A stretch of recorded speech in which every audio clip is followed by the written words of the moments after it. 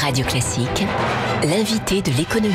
7h22 sur Radio Classique, on les appelle les ETI. Elles sont la principale force d'une économie à l'image du Mittelstand allemand, ces grosses PME très exportatrices et en forte croissance. Bonjour Nicolas Dufour. Bonjour. Directeur général de BPI France, la banque publique d'investissement qui investit, finance ces ETI et organise ce mercredi une journée consacrée à ces entreprises de taille intermédiaire. D'abord le diagnostic, environ quoi, 4 000, 5 000 ETI en France, c'est trop peu ? Oui, c'est trop peu, et puis surtout, en fait, elles sont très souvent relativement petites, ces ETI. Vous savez, on a créé cette catégorie des entreprises qui ont plus de 250 salariés ou plus de 50 millions d'euros de chiffre d'affaires, voilà, pour les distinguer des PME qui sont en dessous. Et il y a beaucoup d'ETI qui ont juste 60-70 millions d'euros de chiffre d'affaires ou 300-400 employés. Donc il ne faut pas croire que les ETI, c'est que des Zodiac ou des Essilor. C'est des grosses PME, en fait, pour l'essentiel. Et pourquoi on manque de PME de cette taille-là qui grandissent davantage ? Alors, on a d'abord l'investissement français, vous savez, il est au fond stable depuis maintenant 7 à 8 ans. Donc, la raison pour laquelle BPI France se bouge comme on se bouge, c'est qu'il faut absolument repartir en croissance de l'investissement. Et il se trouve que hier, j'ai vu mon homologue espagnol. Les Espagnols sont dans une relance par l'investissement. L'investissement a cru de 10%. De 10%. En France, c'est plutôt la consommation des ménages. Et en France, c'est plutôt la consommation. Donc, il faut absolument que l'investissement reparte. Et l'investissement, il partira, évidemment, des grandes entreprises, mais aussi beaucoup de cette catégorie d'entreprises-là. Pourquoi c'est un atout pour une économie comme la France ? C'est un atout considérable parce que c'est tous les territoires qui sont concernés, les ETI. Elles couvrent la totalité du territoire français, un nombre incalculable d'emplois, un nombre très important d'entreprises, comme vous l'avez signalé vous-même, dans tous les secteurs. Plusieurs milliers, mais en Allemagne, il y en a 14-15 000, donc 3 à 4 fois plus. Non, en fait, les chiffres qu'on aime comparer, nous, réellement, on va dire terme à terme, c'est, pour donner un ordre de grandeur, 2 fois plus en Allemagne qu'en France. Voilà, C'est-à-dire 6 000 ETI significatives en Allemagne contre 3 500 à peu près en France, qui sont parfaitement indépendantes, c'est-à-dire soit familiales, soit patrimoniales, c'est-à-dire détenues par des individus. Donc c'est pas suffisant, on est bien d'accord, mais c'est pas vraiment ça le sujet. Le sujet, c'est que l'ETI moyenne allemande, elle est plus grosse, elle est en général très bien gérée, c'est-à-dire qu'elle recrute des diplômés, beaucoup, alors que l'ETI française, elle est plus petite, et elle n'a pas accès aux diplômés français.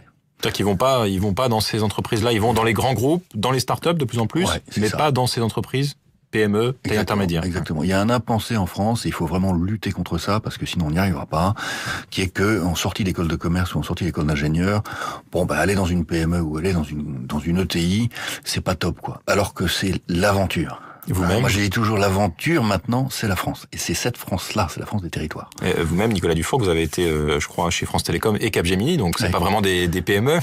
Mais j'assume complètement. Moi, je suis de cette génération-là. Bon, en même temps, quand j'étais dans mes écoles, j'ai créé 5 PME, donc j'ai été touché quand même à ce monde-là. Mais voilà, donc le monde a changé. Il faut comprendre qu'une entreprise qui fait 100 millions d'euros de chiffre d'affaires, qui se déploie dans le monde, c'est une vie professionnelle extraordinaire. Est-ce qu'il n'y a pas un manque d'audace dans la stratégie des PME françaises ? Vous pointiez, je crois, dans un rapport chez BPI France, la croissance interne privilégiée par rapport à une stratégie d'acquisition pour faire grandir ces PME, justement. Non, moi je fais pas le procès de l'audace du tout. De toute façon, c'est difficile. Il faut voir ce que c'est qu'une entreprise de cette taille-là. C'est-à-dire qu'elle n'a pas beaucoup de fonctions support. Le chef d'entreprise fait tout. Il passe ses nuits à penser à la place de tout le monde. Donc c'est vraiment très difficile. Et on peut pas leur faire de procès. Ils ont vraiment... c'est tout à fait remarquable ce qu'ils font. Alors c'est vrai qu'on leur donne quand même le conseil de pas trop attendre avant de faire des acquisitions. Ce qu'on appelle le build-up. Il faut grandir vite, il n'y a pas de mystère. Surtout quand on veut être présent à l'international. Oui, enfin quand on veut simplement exploser, quoi. La vie de l'entrepreneur finalement elle est assez courte, et donc penser que la croissance organique va suffire, en fait, c'est prendre du retard. Donc on accompagne beaucoup nos clients en leur disant n'hésitez pas à signer un mandat avec une petite boutique d'affaires, une petite banque d'affaires locale qui va vous trouver une cible. Il y a beaucoup de gens qui vous ressemblent en France. Fusionnez, grandissez.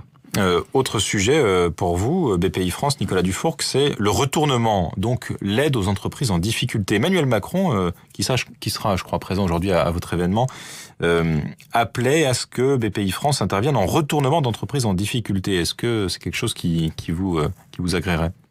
Non, mais en fait, Emmanuel Macron a juste redit la doctrine de BPI France, qui a été validée par le Parlement dans un vote du printemps 2013, qui est que, en matière de retournement, soit nous finançons en minoritaire des fonds de retournement privés, qui, eux, rachètent des entreprises pour les redresser, avec tout ce que ça signifie, en termes de restructuration et de casse sociale, de licenciement, etc.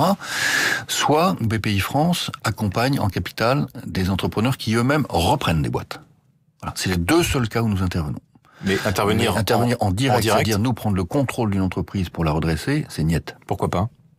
Parce que ce n'est pas notre rôle et parce que c'est extrêmement dangereux. Quand une banque publique qui aurait la possibilité de faire ceci, c'est 95% de pertes assurées.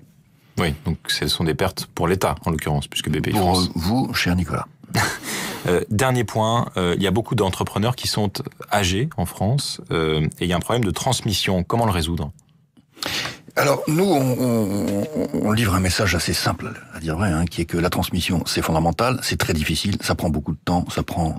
En moyenne, on a fait justement un travail très approfondi, 10 ans, au minimum 10 ans.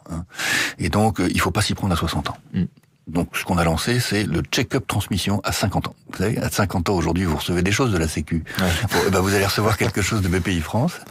Et BPI France vous dira, les gars, là, vous avez 50 ans, c'est quand même le moment maintenant d'y penser. Ça prend beaucoup de temps, c'est très compliqué. Il n'est pas du tout impossible que la première fois, vous vous trompiez. Vous recrutiez quelqu'un qui finalement vous convient pas. Et donc... inscrivez-vous dans la durée. Et donc, il faut s'y prendre tôt. Aussi bien pour une transmission généalogique, interfamiliale, que par le recrutement externe de quelqu'un. Bon, avis aux chefs d'entreprise concernés qui ont déjà atteint l'âge de 50 ans. Merci beaucoup Nicolas Dufourcq d'avoir été avec nous ce matin, directeur général de BPI France, invité de l'économie de Radio Classique.